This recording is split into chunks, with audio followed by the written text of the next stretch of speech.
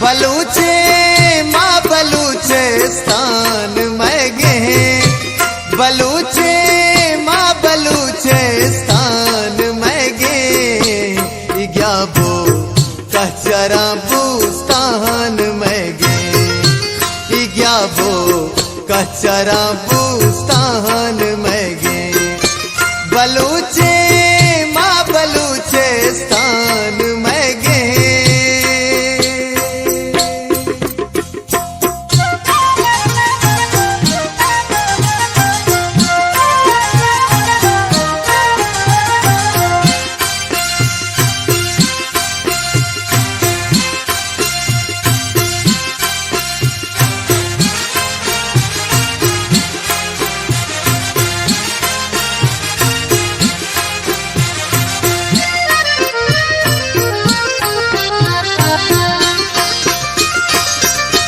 हजार कुर्बान